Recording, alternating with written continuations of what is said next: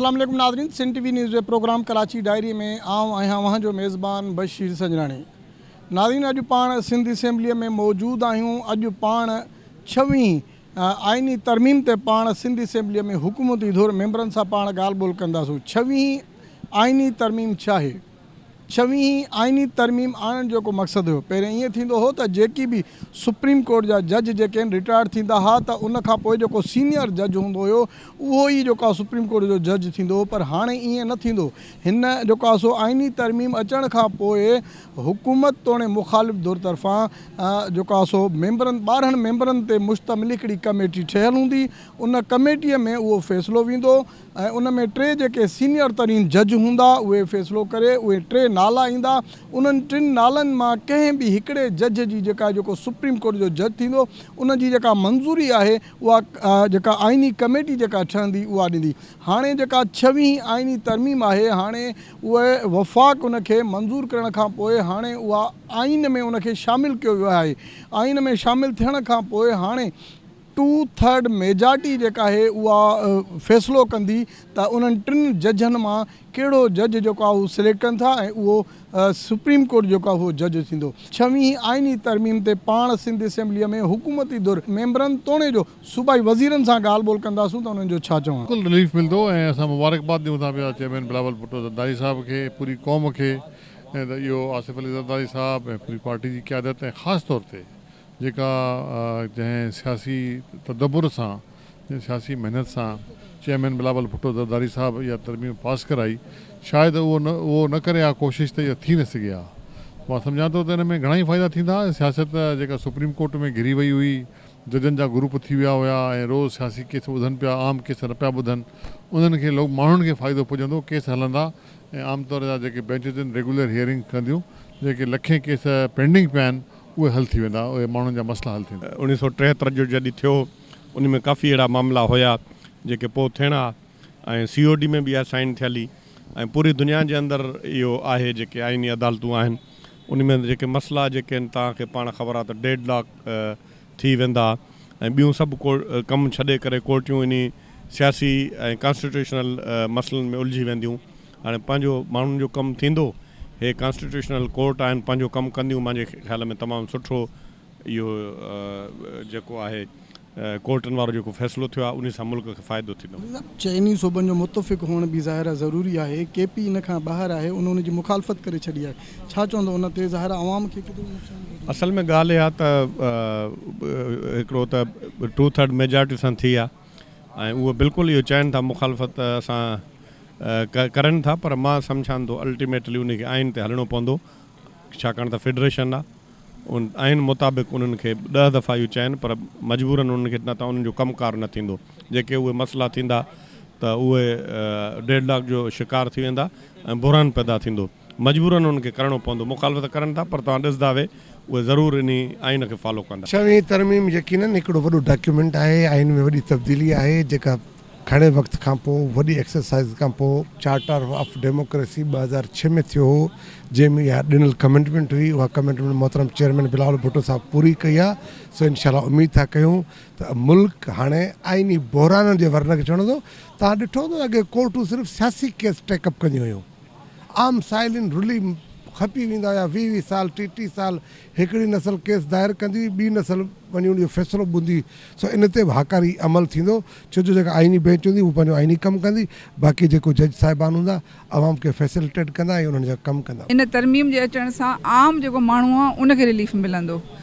जेको जजनि वटि असां जजनि जी इलाही रिस्पेक्ट कयूं था, अदलिया जी इलाही रिस्पेक्ट कयूं था, वकीलनि जी इलाही रिस्पेक्ट कयूं था, पर चवण जो मक़सदु इहो आहे त जॾहिं इंसाफ़ जी ॻाल्हि अची थी वञे त पोइ उन ते इंसाफ़ थियणु खपे, उन ते इंसाफ़ जी ॻाल्हि करणु खपे। ऐं तव्हांखे ख़बर आहे त ख़ुदि सां जेको नोटिस वठंदा हुआ जेके पंहिंजो जज, उन्हनि खां इहो इख़्तियार हलियो वियो आहे। हाणे एज बि हिकिड़ी उन्हनि जी लिमिट थी वई आहे ऐं जेके सीनियर जज हूंदा उन्हनि मां जेको आहे सो हिकिड़ो चीफ जस्टिस लाइ चूंडियो वेंदो। मां सम्झां थी हिन में का एॾो वॾो अहिड़ो को कमु कोन्ह थियो आहे। बहितरी थी आहे, आवाम जे लाइ बहितरी आहे, पाकिस्तान जे लाइ बहितरी आहे, आम माण्हू खे हिन में रिलीफ मिलंदो। ईंदड़ वक़्त में तव्हांखे नज़र ईंदो चेयरमैन बिलावल भुट्टो साहब खे ख़िराज तहसीन पेश कयां थी, सलाम पेश कयां थी त उन्हनि एॾो वॾो एफर्ट कयो ऐं जेतिरी उन्हनि जी उमिरि आहे, जेतिरो उन्हनि जो हिसाबु किताबु आहे चेयरमैन साहिब जो, उन खां मथे उन्हनि वेही पंहिंजो इहो कमु कयो आहे ऐं मुल्क जे लाइ कमु कयो आहे। हाँ ख़ुदि ॾिठो त जजिस जी लॻे ईअं पियो त उन्हनि सिर्फ़ु इहो कमु त ब्रेकिंग कंहिंसां ठहे थी, असीं कंहिंसां जेको आहे न हाईलाइट था थियूं। आम माण्हू जो मसाइल, आम माण्हू जे इशूज़ ते त उन्हनि ॻाल्हायो कोन पियो, उन्हनि जी फाइलनि जा ढेर लॻी विया हुआ। असीं सम्झूं था त हिन सां हिकिड़ो त आइन जी तशरीह जेका थी पई, उन्हनि पंहिंजे हिसाब सां पाण तशरीह बि कई। उन आइनी तशरीह खे हिकिड़ी आइन जी बेंच ठाही वई आहे। हाणे जेको आहे आइन जा इशूज़ जेके आहिनि उन बेंच थ्रू ॾिना हूंदा। हाणे जेका ॿी तव्हांजी जेका बेंच आहे उहा हाई कोर्ट ऐं सुप्रीम कोर्ट, उहा अवामी इशूज़ ते, अवामी मसाइल ते ॻाल्हाईंदी, उन्हनि जो हल कढंदी। त असीं सम्झूं था त इंशाल्लाह जेका बि हाणे चाहे उहो आइन जी हुजे या जेकी सुप्रीम कोर्ट आहे, उहो सो मोटो सिर्फ़ु इन ई सो मोटो जा पावर्स बि उन्हनि खे जेके घटि कया विया आहिनि।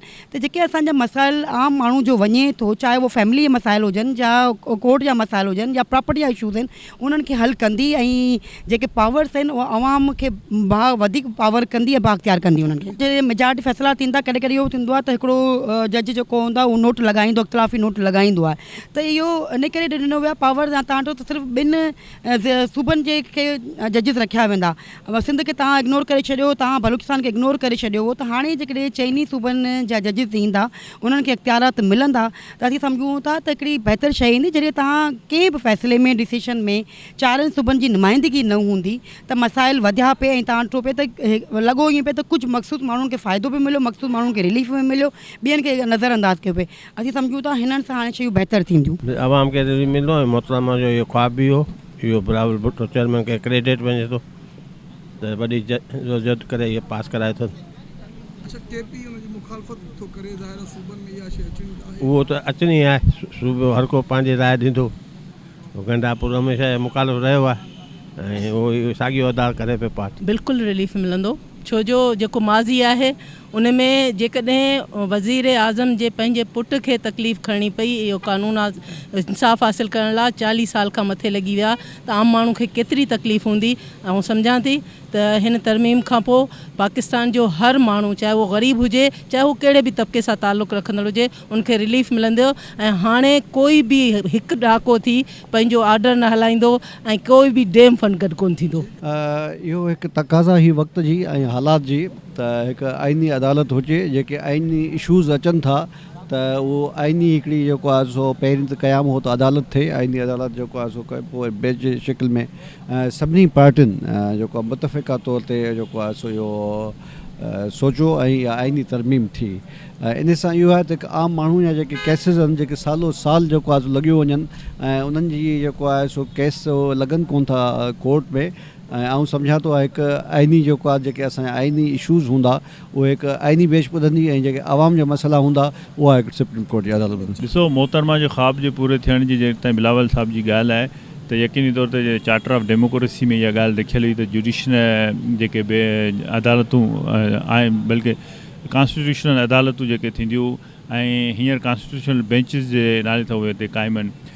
जॾहिं असां ॾिसूं था त उहे मेटर्स जॾहिं हिकिड़ो त जॾहिं हिन में बिला वजह जा एतिरा मैटर्स रखियल आहिनि, चाहे उहो हाई कोर्ट्स हुजनि, चाहे उहे सुप्रीम कोर्ट्स हुजनि, जिते आम माण्हुनि खे बिला तातल इंसाफ़ मिलणु घुरिजे, उहो इंसाफ़ न मिली सघियो। हिकु त हुन सां उहो अलॻि अलॻि जॾहिं उहे मैटर्स रिफर थींदा त आवाम खे उन्हनि जो तकिड़ो इंसाफ़ मैसर थींदो। ॿियो ॻाल्हि इहो त जेके बिला वजह जूं इंटरफेरेंस खामखा जूं हलियूं पिए, जेके बिला वजह जी रुकावटूं जेकॾहिं बार बार पार्लियामेंट में बि थियूं पिए, उनजी बि रोक थी आहे। ऐं जॾहिं आवाम जा जेके नुमाइंदा जेके हिन पार्लियामेंट में अचनि था, आवाम जी ॻाल्हि कनि था, जॾहिं उहे उन्हनि खे बि इन्हनि जेके अदालतुनि जे ज़रिए बार बार डिस्टर्ब कयो वियो पिए। त आउं सम्झां थो त आइनी तरमीम जो थियणु ख़ुशाईंदा आहे ऐं सभिनी पार्टियुनि जिन जिन बि उनजी उन लाइ महिनत कई आहे, सभिनी खे इन जो मुबारकबाद हुजनि। ऐं यकीनी तौर ते इन जो अल्टीमेट जेको आख़िरी फ़ाइदो उहो आवाम खे ई थियणो आहे ऐं आवाम जे जेके बि फलाह ऐं बेबू जा कम आहिनि, आउं सम्झां थो त हाणे उन्हनि में का रुकावट न रहंदी। यकीनन ॾिसो, इहो हिकिड़ो लेगेसी आहे। सभु खां पहिरीं शेख ज़ुल्फ़िकार अली भुट्टो जॾहिं 73 जी आइन साज़ी कई, मुतफ़क़ थी करे तमामु सियासी उन्हनि खे ताक़तनि खे गॾु करे, हुन खां बाद ही first time Bilawal chairman Bilawal Bhutto साहिबु एॾी वॾी कोशिशि कई, 2-3 महीने जी जदोजहद सां हिकिड़ो कंसेंसस ठाहिण जी कोशिशि करे हिकिड़ो 24 आइनी तरमीम कई। हाणे रहियो सुवाल इहो त इन ते आम माण्हू खे छा रिलीफ मिलंदो। ज़ाहिर तव्हां ॾिसो त हमेशह असां ॾिसूं था जॾहिं बि टीवी ॻोल्हियूं त जज सियासी मामलनि में ई फाथा पिया आहिनि, सुप्रीम कोर्ट हुजे, हाई कोर्ट हुजनि, जेके बि आहिनि। हिन जे करे असांजा अवामी केस जेके 20-20 साल 30-30 साल रुलिया पिया आहिनि, यकीननि जॾहिं उन्हनि जे लाइ अलॻि बेंच आहे, इन बेंच आहे त उहा मैटर उहा ॾिसंदो। ऐं असांजा जेके जज आहिनि, असांजा कोर्ट नॉर्मली असांजे नॉर्मल केसनि खे ॾिसंदा, इन में यकीननि अवाम खे रिलीफ मिलंदो। सभ खां पहिरीं त आउं जेका 6वीं तरमीम आहे उनजे पास थियण ते तव्हां सभिनी खे ऐं पूरे मुल्क जे अवाम खे, सिंध जे अवाम खे मुबारकबाद पेश करियां थी। इहो हिकिड़ो वॾो आइनी क़दम हो ऐं शहीद मोहतरमा राणी मोहतरमा बेनज़ीर भुट्टो जो इहो हिकिड़ो ख़्वाबु हो, हिकिड़ो मिशन हो, हिकिड़ो उन्हनि जी सोच हुई त उनखे इहो पूरो कयो वञे। अॼु उहो मुतालबो शहीद राणी जो चेयरमैन बिलावल भुट्टो ज़रदारी साहब इहो पूरो कयो आहे ऐं असां वरी बि हिकु दफ़ो अवाम खे मुबारकबाद ॾियूं था। ऐं शहीद राणी मोहतरमा बेनज़ीर भुट्टो जो इहो बि हिकिड़ो मुतालबो हो त अवामी अदालत जेका आहे उहा वफ़ाक़ी अलॻि थियणु घुरिजे, जंहिंमें 4 सूबनि जे अवाम खे पूरा हुकूक मिलणु खपनि अवामी अदालत में। सो इंशाअल्लाह ताला इहे सारा मुतालबा जेके बि आहिनि इहे इन में पूरा थींदा ऐं अवाम खे रिलीफ मिलंदो ऐं इन जा तमामु बहितर नतीजा निकिरंदा। इन में चेयरमैन बिलावल भुट्टो ज़रदारी जी वॾी कोशिशि आहे ऐं उन जो जेको बीबी जो विजन हो उनखे उन पाए तकमील ते पहुचायो आहे। मां सम्झां थो त हीअ जेका 6वीं तरमीम थी आहे, जेको जुडिशरी ते दाग लॻल हो, चाहे उहो शहीद ज़ुल्फ़कार अली भुट्टे जे फ़ैसिले सां हुजे या हुकूमतनि जे ख़िलाफ़ु साज़िशूं जेके बि थींदियूं उन्हनि में तानो बानो ज़रूरु उते लिंक थींदो जुडिशरी में। ऐं मां सम्झां थो चेयरमैन बिलावल भुट्टो ज़रदारी जी 6वीं तरमीम कामयाबु कराइण सां उन्हनि हिकिड़ो दाग जुडिशरी तां लाथो आहे। आइन बि शहीद ज़ुल्फ़कार अली भुट्टे ॾिनो ऐं असांजे चेयरमैन बिलावल भुट्टो ज़रदारी साहब जी जेकी कोशिशि हुई हिनखे 6वीं आइनी तरमीम खे पास करण में, उन में इलाही फ़ाइदो मुल्क में पॉज़िटिव तमामु घणो मुल्क जो फ़ाइदो थींदो, इंसाफ़ टाइम ते मिलंदो। मिसालनि को माण्हू ख़ुदा न खासा केस हले थो, मर्डर आहे, असांजो त मर्डर जेको करे थो उनखे टाइम ते उनखे सज़ा अचे। के अहिड़नि बेकसूर मर्डर में अची वियो सज़ा अची वई, बाद में आयो त न हीउ जेको आहे सो हीउ बेकसूर हो। त पंहिंजे मुल्क में ख़ुदा न खासा जेको दहशतगर्दियूं थियनि थियूं, माण्हुनि जा क़त्लेआम झेड़ा झगड़ा न करे थींदा। अगरि को मिसाल तव्हांखे ॾियां थो, कंहिंजो भाउ क़तल थी वियो, उनखे ख़बर आहे कोर्ट में वेंदुसि, टाइम ते नथो फ़ैसिलो मिले त पोइ हू पंहिंजे भाउ जो बदिलो थो वठे। असल में वठणु न घुरिजे, अगरि इंसाफ़ टाइम ते मिलंदो त बदिलो छो वठंदो, त मुल्क में अमन थींदो। अगरि जेकी ॿी चीज़ूं स्टे थियो वञनि कोर्टुनि में 5-5 साल 10 साल स्टे पिया हलनि, पोइ उहे चीज़ूं जेकियूं आहिनि अॻियां वधण जे ॿीणूं पोयां नुक़सान थो थिए। जवान क़यादत ने वो काम करके दिखाया और जो बड़े बड़े लोगों ने मना किया, लेकिन चेयरमैन बिलावल भुट्टो ज़रदारी साहब ने कहा मैं करके दूंगा और उन्हें करके दिखाया। मिसाक़ जमहूरियत पर भी हमारे इस पर दस्तखत हुए हैं और इसमें बहुत सी बेहतरीन चीज़ें हैं और हर सूबे को नुमाइंदगी भी इसमें मिल रही है। और जजिस का तकर्रुर वैसे भी सुप्रीम इदारा पार्लियामेंट है, पार्लियामेंट के ज़रिए अगर होगा तो बेहतर ही होगा, क्योंकि अवामी नुमाइंदा अवाम वोट देते हैं पार्लियामेंटेरियन को और पार्लियामेंटेरियन ही जवाब दें सब चीज़ के। तो इसके लिए मेरे ख्याल में चेयरमैन साहब का एक बहुत एहसन इक़दाम है, मौलाना फजलुर रहमान साहब का, तमाम सियासी पार्टियों का जिन्होंने इस पर हिस्सा लिया और पाकिस्तान की तारीख़ का ये बहुत बड़ा तरमीम अभी लेकर आए। आउं सम्झां थो 6वीं तरमीम में अचण खां पोइ ग़रीब माण्हुनि खे स्पेशली जेके इंसाफ़ जे मिलण लाइ काफ़ी अरसनि खां उन जा केस पेंडिंग पियल हूंदा आहिनि, उन्हनि खे जल्दी इंसाफ़ मैसर थींदो। ऐं सम्झां थो त पाकिस्तान जे सियासी तारीख़ में, पाकिस्तान जे पार्लियामेंटी तारीख़ में ऐं पाकिस्तानी जेके आइनी तरमीम थियूं उन्हनि में इन 6वीं आइनी तरमीम जी हिकिड़ी तारीख़ी हैसियत आहे। ऐं उन मौक़े ते पूरी क़ौम खे मुबारकबाद ॾियां थो ऐं उमेद थो कयां हिन बिल पास थियण सां असां ग़रीब मिसकिन माण्हुनि जो ऐं पार्लियामेंट जो मान वधाऊं थियो, आइन ऐं कानून जी बालादस्ती रहंदी। डॉक्टर साहब केपी इन जी मुखालफ़त कई आहे, सम्झो पीटीआई उन जी मुखालफ़त कई आहे, 3 सूबनि उन जी हिमायत कई आहे, हिकिड़े सूबे उन मुखालफ़त कई आहे, ठहंदी आइनी अदालत उते बि केतिरे हद ताईं उन सां अवाम खे रिलीफ मिली सघंदो। आख़िर इहे मैं न मानू वारी कहाणी केपी मां कॾहिं ख़तमु थींदी? न, इहो हिकिड़ो इख़्तिलाफ़ी इशू आहे ऐं सम्झां उन जो को न को नमल बदिल ज़रूरु निकिरंदो। सभिनी पार्टी या पूरी कोशिशि है त 4 सूबनि में चाराई असांजी जेके हाई कोर्ट्स आहिनि उन्हनि में इहो अमल ऐं प्रोसेस कंप्लीट थिए। को आम माण्हू खे फ़ाइदो इहो पुॼंदो त अवां ॾिसंदा हूंदव त हज़ारे केसिस जेके आहिनि माण्हुनि जा उहे कोर्टनि में मौजूदु आहिनि। उहो थिए छा थो त जेको बि सियासी फ़ैसिला आहिनि उन्हनि ते वधीक टाइम हलियो थो वञे, त इन करे ई चेयरमैन साहब जेको मीसाक जमहूरियत में या असांजे मंशूर में हुयो त आइनी अदालतूं ईंदियूं, हाणे आइनी अदालतूं न आहिनि त आइनी डिवीज़न या आइनी बेंच ठहंदा, त इहे पाण में केसिस विरहाइबा, त आम माण्हूअ खे इंसाफ़ मिलंदो। उहो जेको मज़लूम माण्हू पंहिंजे केसिस जे लाइ दरपदर थिए थो, हाणे अदालतनि वटि टाइम हूंदो त उहे केस ॿुधी सघनि ऐं इन जो फ़ाइदो माण्हुनि खे थींदो। ॿियो त जेका सियासी बसीरत हुई चेयरमैन बिलावल भुट्टो ज़रदारी साहब जी, जंहिंमें उन्हनि सभिनि सां मुशावरत बि कई ऐं हिकु पॉइंट ते आंदो। तव्हां ज़रूरु इहा ॻाल्हि यादि रखो त जंहिं ॾींहुं मौलाना फज़लुर रहमान साहब वटि प्रेस ब्रीफिंग ॾिनी जेको चेयरमैन PTI आहे बैरिस्टर गोहर साहब, त उन्हनि इहो चयो त हे जेको मसवदो आहे या हे जेके तरमीम आयूं आहिनि इन्हनि ते असांखे को एतिराज़ु कोन्हे, असांखे तरीक़ेकार ते एतिराज़ु आहे, असांखे टाइमिंग ते एतिराज़ु आहे। त हिन महिल हे जेके हरूभरू तनक़ीद कनि था पिया, इन जेके आइनी अमेंडमेंट थी आहे उहे पाण त इन जी ताईद करे चुका आहिनि, त हाणे उहो अमेंडमेंट्स ते तनक़ीद नथा कनि, तरीक़ेकार ते टाइमिंग ते करे सघनि था। ये 2006 में बीबी का एक विज़न था कि 2008 की जब असम्बली बनेगी तो वो उस असम्बली में ये आइनी तरमीम होगी, लेकिन बीबी का ख्वाब बीबी के बेटे ने। चार्टर ऑफ डेमोक्रेसी जी जेके ॻाल्हि था कयो त बेनज़ीर साहिबा ऐं नवाज़ शरीफ़ साहब जी एग्रीमेंट हुई।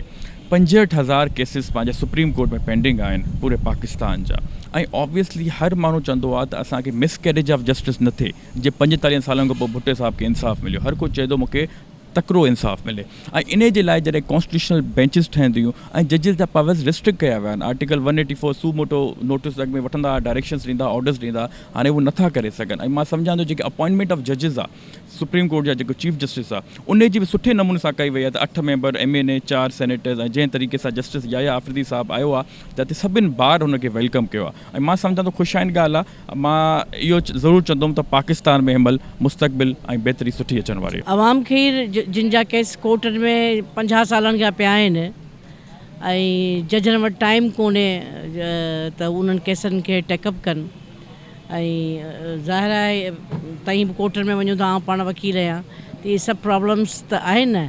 त हीअ जॾहिं सिलसिलो शुरू थींदो ऐं जॾहिं आम माण्हू खे अदालत जे ज़रिए जिन जा केस पिया आहिनि उन्हनि जे ज़रिए उन्हनि खे रिलीफ मिलणु शुरू थींदो त आम माण्हू सम्झंदो त रिलीफ सॼो उन्हनि खे पियो मिले। तहरीक इंसाफ़ जी हुकूमत भले मुखालफ़त करे, पर अदालत त उते साॻी सेम ई हूंदी न, साॻा ई जज हूंदा जेके ओवरऑल कानून तरमीम 26 अगरि पास थी आहे त उहा पूरे पाकिस्तान लाइ पास थी आहे, सिर्फ़ु 3 सूबनि लाइ न थी आहे। सो उन पॉइंट सां भले हू कनि, अवाम खे रिलीफ मिलंदो इंशाअल्लाह।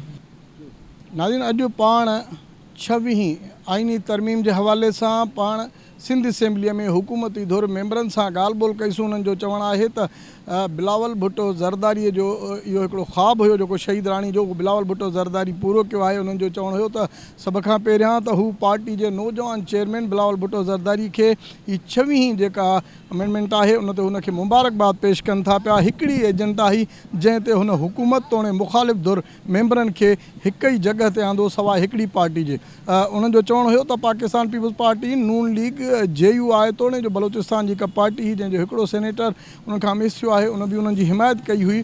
उन हिमायत खां पोइ उहो हाणे 26 जेका तरमीम आहे आइनी तरमीम उहा ईअं सम्झो त आइन जो हिसो थी चुकी आहे। उन सां पीपल्स पार्टी जे MPs जो चवणु हुयो त उन सां हाणे जेके केस आहिनि, जेके सालनि जा साल जेके आहिनि उहे अल्तवा जो शिकार रहंदा हुया, हाणे उहे तुर्त केस जेके आहिनि उहे ॿुधा वेंदा।